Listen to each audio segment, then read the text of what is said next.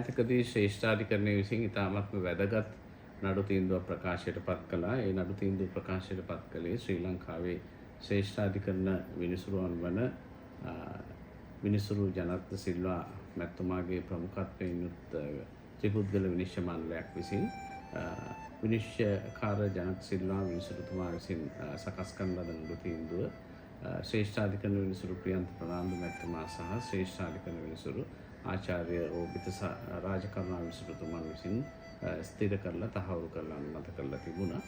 එතනදී මේ විනිශ්චය ලබා දුන්නේ පරිසරිත කේන්ද්‍රයත් එහි විධායක අධ්‍යක්ෂක සහ විධායක අධ්‍යක්ෂක දිනන පාත්‍ර කොට සහ එහි සභාපති හේමන්ත විතානගේ යන පුද්ගලයන් විසින් පවරන ලද නඩුවක ප්‍රතිඵලයක් හැටියට එය 2022 දී නඩුව පැවරුවේ. මෙහිදී වගඋත්තරකරුවන් හැටියට නඩුවේ නම් කරලා තිබුණේ වනජීවී අධ්‍යක්ෂක ජනරාල්වරයාත් ඒ වගේම මධ්‍යම පරිසර අධිකාරියත් එහි අධ්‍යක්ෂ ජනරාල්වරයාත් වන සංරක්ෂක ජනරාල්වරයාත් බෞද්ධ කටයුතු කොමසාරිස්වරයාත් ප්‍රාදේශීය ලේකම්වරයා විශේෂයෙන් ගල්ගමුව ප්‍රාදේශීය ලේකම්වරයා ඊළඟට පොලිස්පතිවරයා තවදුරටත් පෙත්සම්කරුවන් විසින් පුරාවිද්‍යා අධ්‍යක්ෂ ජනරාල්වරයාත් නම් කර තිබුණා. ඊට අමතරව වයඹ පළාත් අධිකාරිය අධ්‍යක්ෂ ජනරාල්වරයාත් ශ්‍රී ලංකා විදුලි බල මණ්ඩලයේ සභාපතිවරයාත් මේ ප්‍රදේශයේ මේ ඉඩම්වල හිමිකාරීත්වය තමන් සතු යැයි කියා සිටින නාකොළගනේ පුරාණ විහාරයේ විහාරාධිපති පූජ්‍ය වලත්වැවේ රාහුල් හාමුදුරුවෝ 10 වෙනි වගඋත්තරකරුවන් හැටියට නම් කරලා තිබුණා. 11 වෙනි වගඋත්තරකරුවනේ ගරු නීතිපතිවරයා. මෙම නඩුව පැවරීමට සිදු වුණේ ඒ ප්‍රදේශයේ සංචාරයකින් පස්සේ පරිසරිත කේන්ද්‍රය අපි දැක්කා එහි විශාල වනාන්තර ප්‍රමාණයක් එළිපෙහෙළි කරලා තියෙනවා. විශේෂයෙන් අලියතුන්ගේ ගමනාගමනයට අවහිර වන විදිහට ඔවුන්ට වතුර බීමට ඒමට තියෙන හැකියාව අවම වෙන විදිහට සහ ඊට බාධා වෙන විදිහට ඒ විතරක් නෙමෙයි ඔවුන්ට ආහාර පාන විශේෂයෙන් ඔවුන්ගේ ආහාරය වන ඒ ගහකොළ සම්පූර්ණයෙන් අහිමි කරලා තිබුණා. සමහර ප්‍රදේශ සම්පූර්ණයෙන්ම ශුද්ධ කිරීමට ලක් කරලා තිබුණා. ඒ වගේම කුඩා හෝ ප්‍රමාණයක් සමහර ශාක තියෙන සමහර ප්‍රදේශ අලි වැටවල් ගහලා සම්පූර්ණයෙන් හරස් කරලා තිබුණා.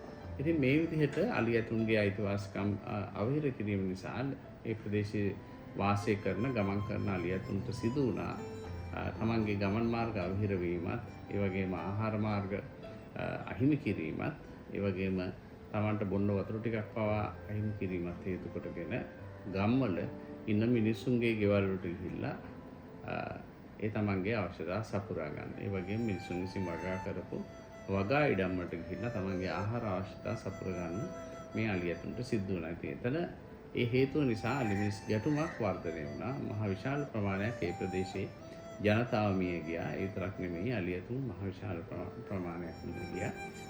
ඊට අමතරව විශේෂයෙන් මෙහි 10 වෙනි වගඋත්තරකරුව වන නාකොළගනේ පුරාණ රජමහා විහාරයේ අධිපති එහෙම නැත්නම් විහාරාධිපතිතුමා විහාරාධිපති ස්වාමීන් වහන්සේ විසින් ඒ විහාරය සතුයයි කියාගෙන එහෙම නැත්නම් විහාරයේ සතු සන්නසකින් විහාරයට අයත් වී කියලා ඒ විශාල ප්‍රමාණයක් අක්කර 4000 ගණනක් වගේ ප්‍රමාණයක් තමන්ගේ පාලනයට අරගෙන ඒ ප්‍රදේශයෙන් වලින් සෑහෙන ප්‍රමාණයක් පිටස්තර ව්‍යාපාරිකයන්ට බදු දීලා තිබුණා. ඒ සමහර ඉඩම් බදු දීලා තිබුණේ කුකුළු ගොවිපළ ව්‍යාපාරකයන්.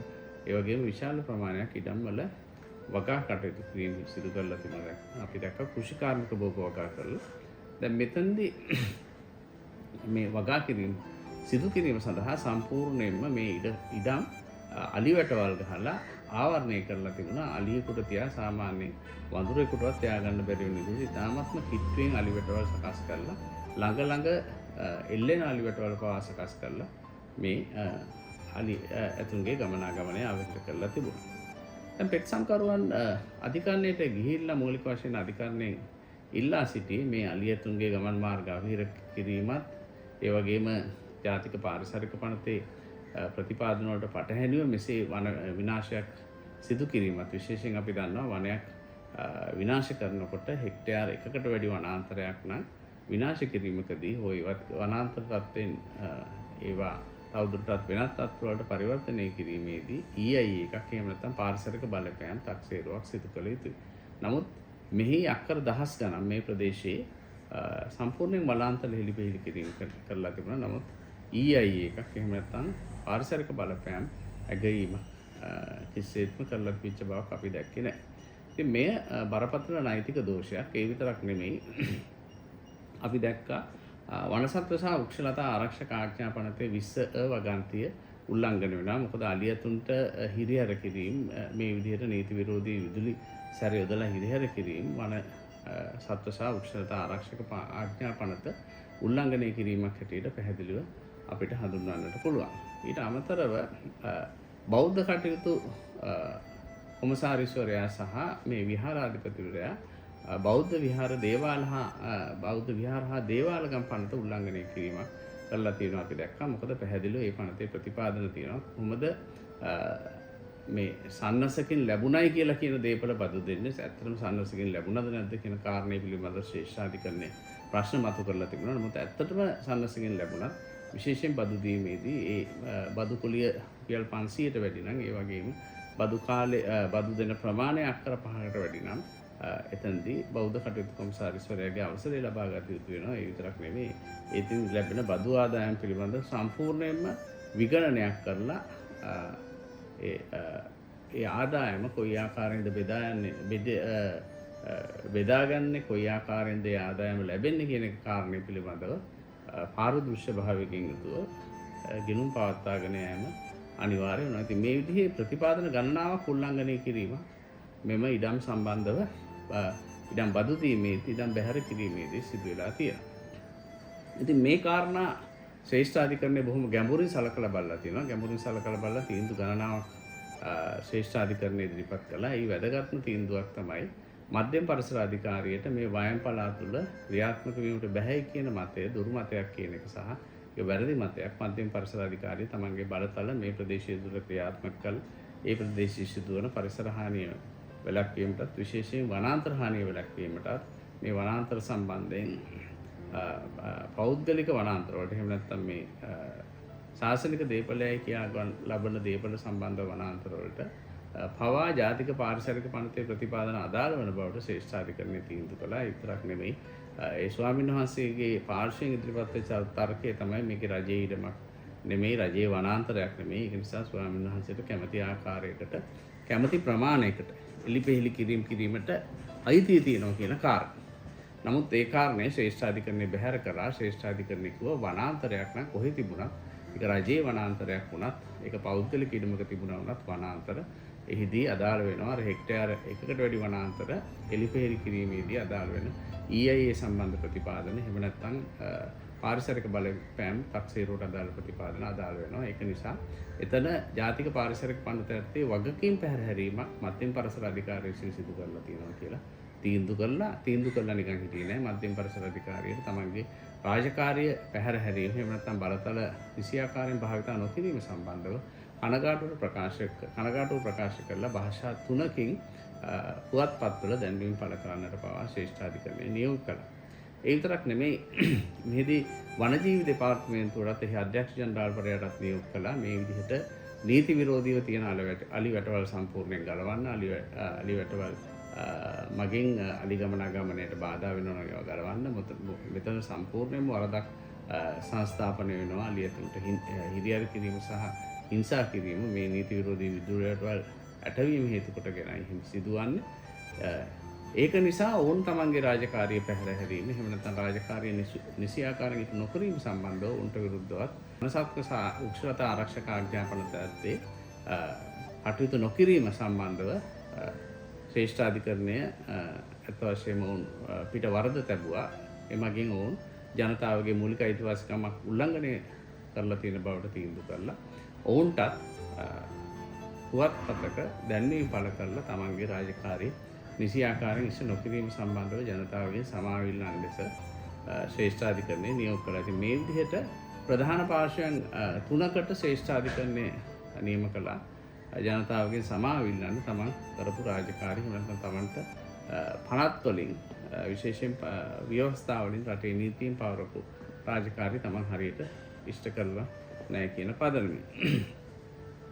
ඊට අමතරව විශේෂයෙන්ම මේ නඩු තීන්දුව හරහා තවත් කරුණු කාරණා ගණනාවක් සමාජයට එළි දැක්වුවා. ඒ තමයි විශේෂයෙන්ම මේ අලියතුන් සම්බන්ධව කටයුතු කිරීමේදී රජයට තියෙන ඒ විතරක් නෙමෙයි පරිසරය ආරක්ෂා කිරීමට රජයට තියෙන වගකීම සහ හෙල්දි එන්වයරන්මන්ට් එකක්. එහෙම නැත්නම් සෞඛ්‍ය සම්පන්න පරිසරයක් ජනතාවට ලබා දීම සඳහා රජයකට තියෙන වගකීම. ඒ වගකීම ශ්‍රේෂ්ඨාධිකරණයේ නඩු තීන්දුවක් කරහා ස්ථාපිත කළා. විශේෂයෙන් මෙහිදී ශ්‍රේෂ්ඨාධිකරණය විසින් එක්ස්ප්‍රස් පර් නඩුව, ඒ වගේම සඳ ලංකාවේ බුරුළු කැපීමට අදාළ මූලික අයිතිවාසිකම් නඩුව, ඒ වගේ නඩු ගණනාවක තියෙන තීන්දුව සහ නඩු ගණනාවකින් මතුවෙච්ච කරුණු කාරණා විශ්ලේෂණයට භාජනය කරලා ඒවට අවධානය යොමු කරලා තවදුරටත් තීරණ ගත්ත මෙහිදී ජනතාවගේ මූලික අයිතිවාසිකම් උල්ලංඝනය වෙලා තියෙනවා පැහැදිලිවම මේ රාජ්‍ය ආයතන හරහා කියලා. ඉතින් ඊට අමතරව ප්‍රාදේශීය ලේකම්වරුන්ට නියෝග කළා මේ වැව් රක්ෂිත ආරක්ෂා නොකිරීම සම්බන්ධව ඔවුන් දෝෂ දර්ශනයට ලක් කරලා තිබුණා. ඔවුන් වරදට පත් කරලා තිබුණා. ඉතින් මේ විදිහට රාජ්‍ය නිලධාරීන් ගණනාවකට තමන්ගේ රාජකාරී එහෙම නැත්නම් ව්‍යවස්ථාපිත වගකීම් නිසියාකාරයෙන් ඉටු නොකිරීම සම්බන්ධව ශ්‍රේෂ්ඨාධිකරණයේ තමන්ගේ තීන්දුවේ පැහැදිලිව සඳහන් කරලා තියෙනවා. ඊට අමතරව ශ්‍රේෂ්ඨාධිකරණයේ මෙහිදී බාහිර සංකල්පය පැහැදිලිව විස්තර කරලා තිනවා. මේ පරිසරය අයිති සතා සිව්පාවට සහ ජනතාවට, ඒක රජයට අයිති එකක් නෙමෙයි. විශේෂයෙන්ම මිනිසාට විතරකුත් නෙමෙයි, සතා සිව්පාවටත් අයිති. ඒක නිසා පරිසරය රැකීමේ වගකීම මිනිසාට තියෙනවා. ඒ විතරක් නෙමෙයි රජයකට තියෙනවා. රජයේ හැටියට අධිකරණයත් විධායකයත් ව්‍යවස්ථාවත් තුනම එක්ක වෙලා පරිසරය ආරක්ෂා කිරීමේ වගකීම ඉෂ්ට කළ යුතුයි. ඒක නිසා ඒක තවදුරටත් පැහැර නොහැරිය හැකි වගකීමක් කියන එක මේ නඩු තීන්දුවේ පැහැදිලිව දක්වලා තිබුණා. ඒක ඊට අමතරව මම අර කිව්වාගේ ජනතාවට සෞඛ්‍ය සම්පන්න ජීවිතයක් ගත කිරීමට ඇති අයිතියක් මේ වගේ බලපෑමට ලක් වෙනවා කියලා ශ්‍රේෂ්ඨාධිකරණයේ තීන්දුව කරලා තිබුණා. මොකද මෙහිදී නිරෝගීමත් පරිසරයක් නිර්මාණය වෙන්නේ නැහැ. මේ විදිහට ගහකොළ විනාශ කරලා පරිසරය නීති විරෝධී ලෙස සහ නිජීවීන්ට නොගැලපෙන ආකාරයෙන් වෙනස් කිරීම මත. ඉතින් මේ ආදී කරුණු ගණනාවක් ශ්‍රේෂ්ඨාධිකරණයේ තමන්ගේ නඩු තීන්දුවේදී අවධානය යොමු කරලා තිබුණා. මේවා ඉතාමත් වැදගත්. ඊට අමතරව තවදුරටත් රජයකට ඇති වගකීම් අතර විශේෂයෙන්ම මේ විදිහට කටයුතු කිරීම නිසා දේශගුණික විපර්යාස ඇති වෙනවා. දේශගුණික විපර්යාස අවම කිරීමටත් රජයට වගකීමක් තියෙනවා. ඒ ආදී කරුණු ගැන ශ්‍රේෂ්ඨාධිකරණයේ අවධානය යොමු කරලා තිබුණා. ඒ වගේම 2022 දී සම්මත වෙච්ච එක්සත් ජාතීන්ගේ ප්‍රඥප්ති ගැන 2025 දී ජාත්‍යන්තර අධිකරණය විසින් දෙන ලද තීරණ ගැන මේ කී කරුණු කාරණා ගණනාවක් ගැන ශ්‍රේෂ්ඨාධිකරණය තමන්ගේ නඩු තීන්දුවේදී අවධානය යොමු කරලා තිබුණා. ඉතින් මෙතනදී මේ නඩු තීන්දුව හරහා ජනනය වන වැදගත්ම පණිවිඩය තමයි රාජ්‍ය නිලධාරීන් තමන්ගේ වගකීම් නිසියාකාරයෙන් තේරුම් අරගෙන ක්‍රියාත්මක කළ යුතුයි. එසේ නොකළොත් එහෙම ජනතාවගෙන් සමාව ගැනීමටත් ඒ විතරක් නෙමෙයි අධිකරණය විසින් පනවන ලබන දණ්ඩනයන්ටත් යටත් වීමට ඔවුන්ට සිදු වෙනවා කියන කාරණා.